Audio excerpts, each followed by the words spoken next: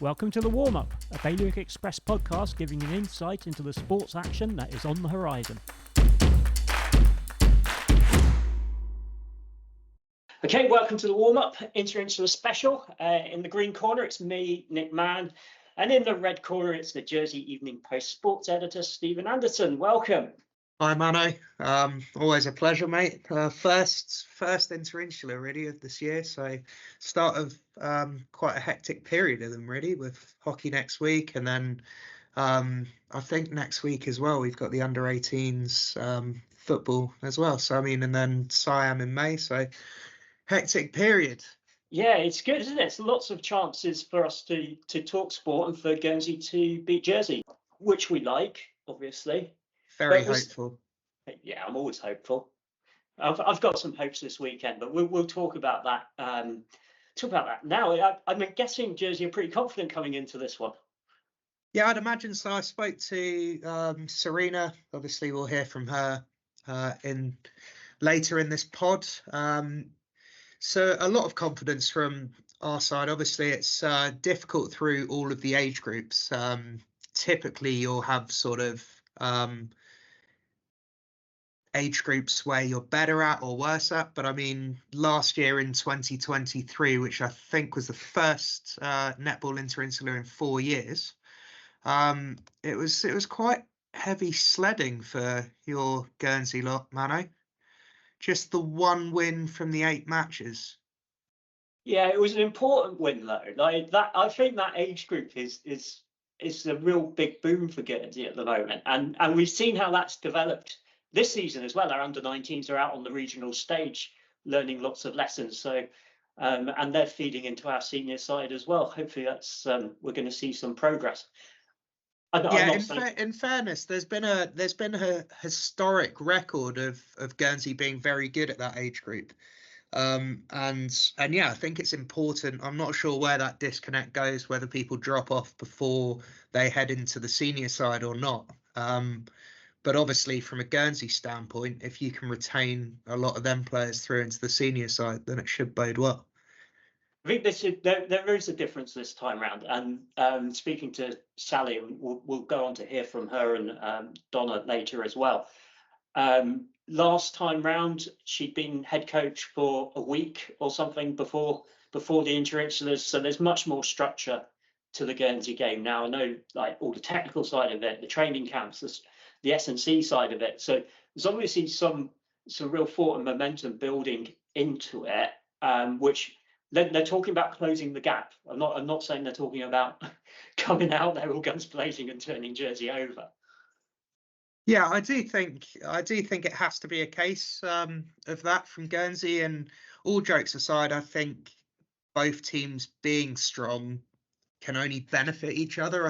I don't think there's any part of Jersey that want to go over there in the A match and win by 50 points. Obviously, you want to beat Guernsey, you always do, and Guernsey want to beat Jersey.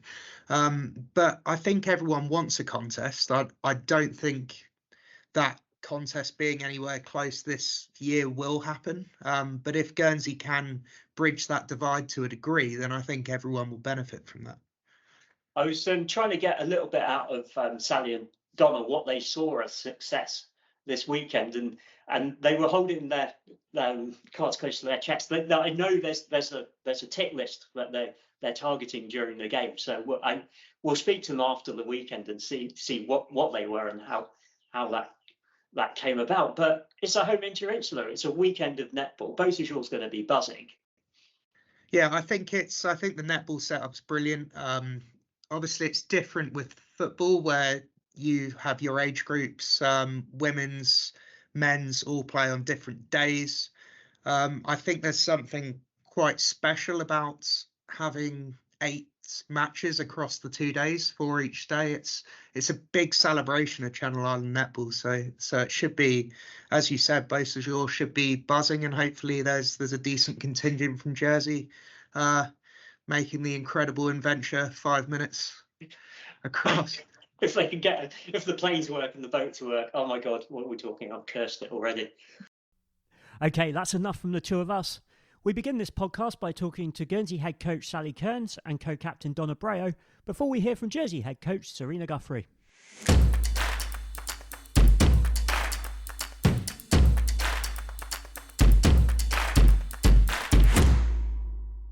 For me, it almost feels a little bit like my first Inters, because when we had last year's Inters, I'd been in the job about a week as head coach, and I literally sat on the bench going, what does she play? Who's that?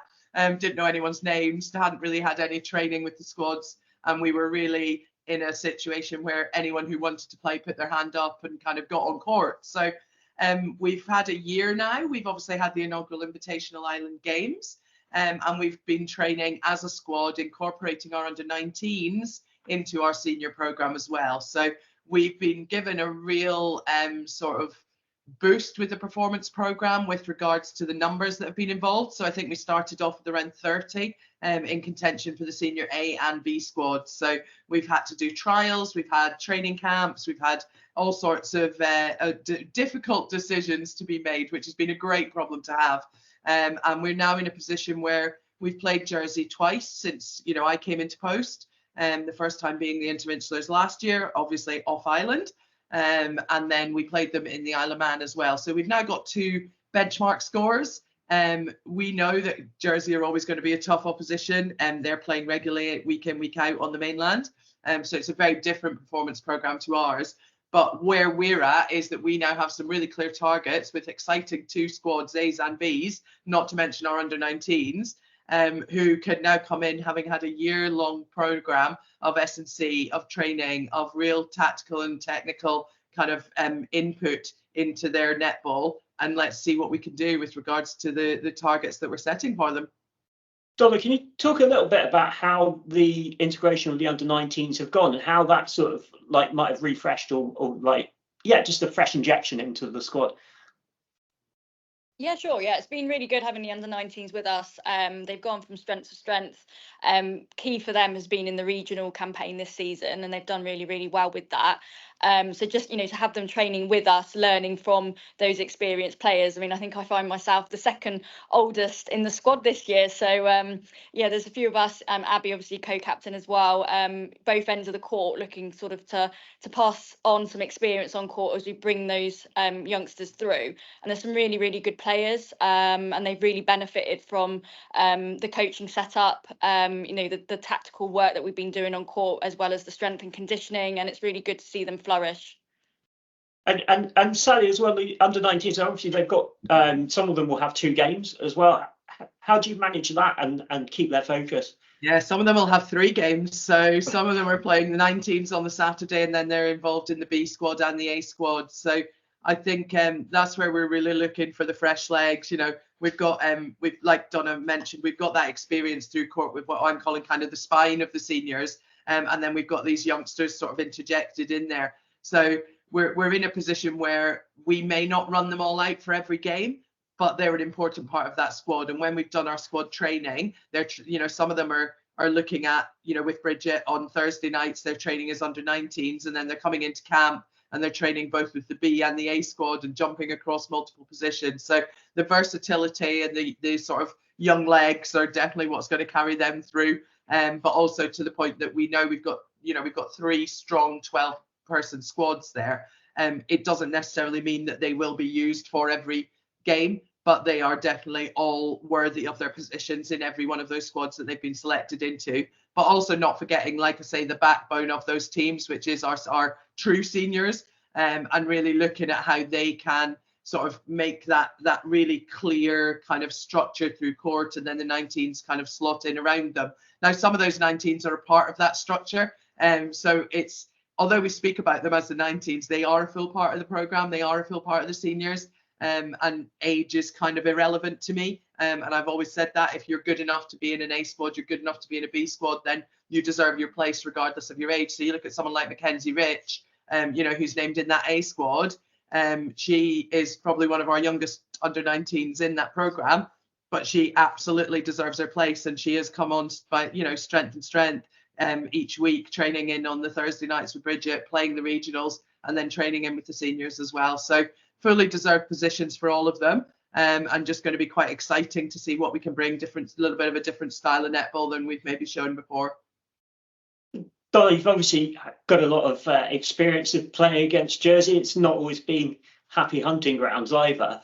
But what are you expecting out of the game? And also, what lessons do you think that you can pass on to the other players in the squad? Yeah, I mean, first and foremost, it's great to have a home inter-insular again. So we haven't had a home inter-insular since before the pandemic, 5 years ago. So to be able to get back out on court in front of our friends and family, that's going to be really important to us. I think, as Sally said earlier, that the aim for us really is to keep closing that gap. We've played Jersey twice in 12 months and we've improved every time. We've setting ourselves targets. We just want to show that, we're putting into practice everything that we've learned in the camps. We've come a long way, and we'd like to show everybody that we are improving and looking ultimately to close that gap, really.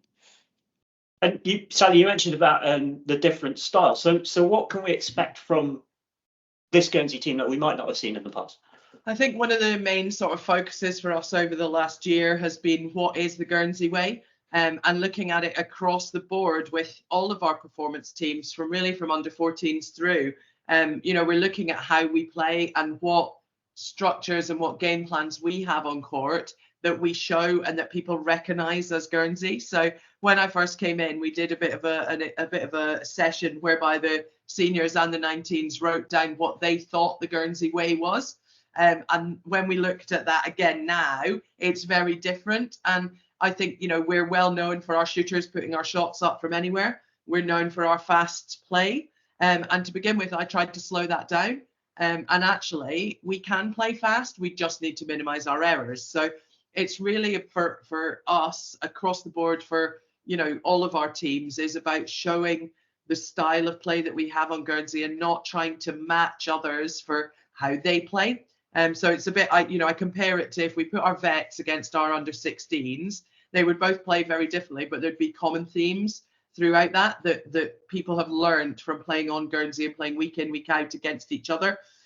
So for us, it's really about our game plan. It's about, we've worked very hard on some of our structures in attack and making sure that we are still having that flair and that vibrancy that is associated with Guernsey netball, but also making sure that we nail the basics and that we do our fundamentals really well, our movement, our throwing, our catching, that our ball into our shooters is clean, that we give them opportunities. And then in defense, hustling hard, but having control in attack. So those are kind of some of our things that I can give you. I'm not obviously going to give you any others just in case, But yeah, so for me, it's about, like Donna says, it's about me being able to sit on that sideline and seeing those things that these girls are doing week in, week out in training, being put out on court against tough opposition. So the Inter's it's a unique weekend, isn't it? When you've got 2 days of netball from your very youngest players all the way up through to your senior squad. How important is momentum and the atmosphere that gets generated through the weekend as well?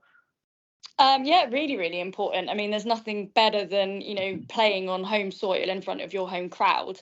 And I think having the junior games on the Saturday is really great. And as Sally said, we want to try and implement a Guernsey way. So right from under 11s all the way through to seniors, we want people to identify, yes, that's a Guernsey team. That's how they play. So yeah, having that home inter-insular is so important to us. And the morale in camp is really, really high. I think everybody's really looking forward to the weekend. We've worked really, really hard, and we want to go out there. We want to play hard, and we want to, fulfill our potential. And what kind of messages will you be putting across to the players on game day? So I think it's really important that they go and enjoy their netball. That's why we play sport. We're not a professional team. We're not earning money from our results. We are going out there to enjoy our netball. So that's the message first and foremost. The second one is we've spoken about giving 100% for 100% of the time that you're on court. So we don't want anyone to be burning out. We don't want anyone to be not giving everything that they can give whilst we're on court. But also that off-court bit. So, a lot of our seniors coach in the junior setups. Some of us umpire in the junior setups.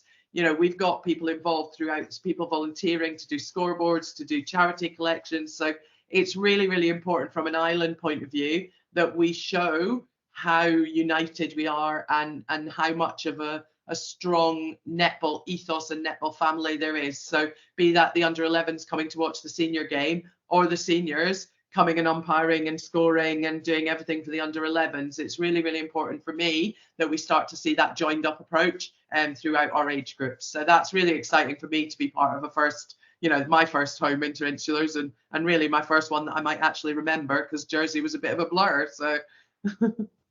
And Donna, from a player's perspective, how do you get ready in this week, this lead up week?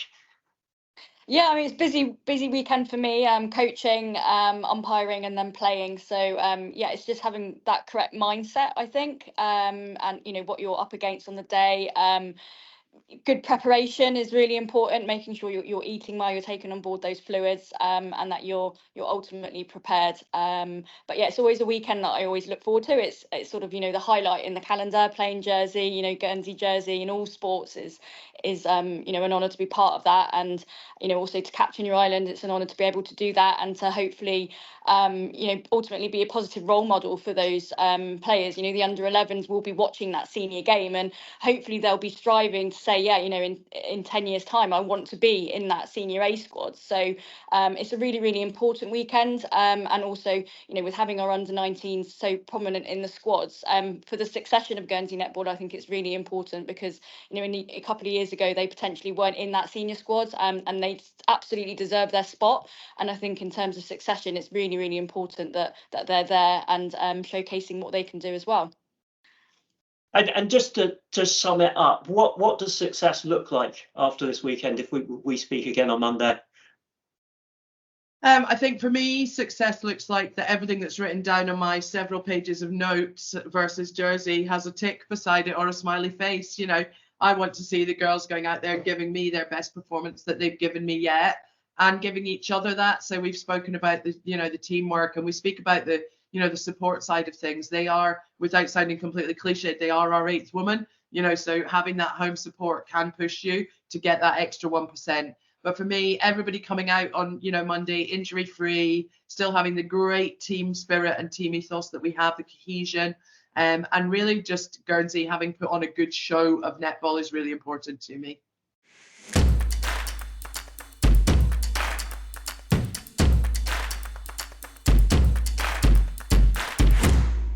So just looking ahead to the weekend, obviously a huge day in the calendar, probably a little bit of a celebration from your side. Sort of how do you feel going into the week ahead in your position? Yeah, well, obviously, based on history, we can be confident. But it's still an inter-insular, and it's having to perform on the day. And it's the first time we've been in Guernsey since COVID, and obviously we kind of resumed the inters. So we know that it's going to be definitely a tougher task than last year, with them being at home, the home crowd. And we know obviously their kind of island sides have had a bit more training and some input into them since COVID. They're a little bit green coming off COVID. Guernsey were in terms of the netball side of things. So, we're not underestimating the fact that we are away from home. And they're obviously, a side that are gunning to get as many home wins as possible this weekend. Yeah, absolutely. So as you've alluded to there, being away from home, obviously it brings a different challenge. But is it just as exciting for you guys going away, and that the crowd might be a little bit obviously partisan on their side, but it gives it a different challenge, a different feel for you? Yeah, I think there's pros and cons to all the kind of home and away type pressures that teams get. I think we obviously definitely felt the pressure last year with that level of expectation that the crowd have, with Jersey being so successful in a netball inter-insular. So they will still have that expectation, but we won't necessarily be feeling it this year, which is can help sometimes when you're just going under the radar and into somebody else's backyard. So it'll be Guernsey kind of feeling that pressure rather than us. I think you're able to stay in your own bubble a bit easier when you travel away. So there's lots of things that we can lean into to try and protect ourselves around what I expect to be quite a loud and energetic crowd around us. Yeah, absolutely. And from your side again, do you think there is an element of the sort of success that we've had over here, obviously under Linda for a number of years, and and now yourself and what you're doing with the Jets and also with Jersey as a whole, do you think there's a desire for sort of Guernsey to want to catch up to that point? I can imagine so. I think you constantly are looking at what other people are doing, what other teams are doing in the industry, and I'm sure that they've, potentially looked at Jersey and some of the things we're trying to do, and wanting to have some of the same successes, definitely. So, I think they're definitely, an organisation that, they're hungry for success and hungry to grow the game. So, hopefully we can, pave some of the way in terms of showing kind of what you can do with some of our programs and some of the opportunities we've been able to create for our girls so far. Yeah, absolutely. And obviously there is that typical rivalry that's gone on for years between the two islands, but is there sort of a part of you that does want to see them do well and it could kind of push each other on that way? Yeah, definitely. The rivalry for me is probably a little bit more far removed. I wasn't massively a part of the Guernsey Inter-Insular kind of coming through my career because I left the island so young. So it's something that I know is there, but, I'm not one to get caught up in these things. It's just another game of netball for us, for Jersey. So it's important that we treat it that way. We don't want to give, we want to make sure that we're giving, the opposition the respect they deserve, but also, we know there's a job to be done and, trying to get in there and, have really good starts early on in the game and try and get a foothold early on will be important for us. Yeah, for sure. And last year was obviously an incredible performance. It had been a while and to win 7 out of the 8 matches age group wise. Is there any talk of trying to repeat that feat, or is it more a case of go out there, individual games and sort of see what you can do? Oh no, we'd love to repeat it, obviously. I think the one that's got away from us for a long time is that under-19 age group, as we've travelled through. So that's one we're really hoping to kind of bring back over on Jersey soil this year. They're quite strong in age group level. So, that's something we've been working quite hard in training to see if we can obviously put the strongest team out there as cohesive as possible, and really taking it to them on the court. We're obviously looking to come in, a clean sweep would be fantastic for us, and we have high expectations of that because we've done it before. So, we're going in with high hopes.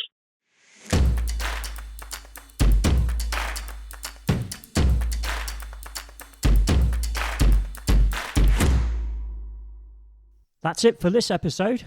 We'll be back for a pod next week with all the reaction from the weekend, and keep your eyes out for more coverage from both Bailiwick Express and the Jersey Evening Post. That was the warm-up. Thanks again for listening.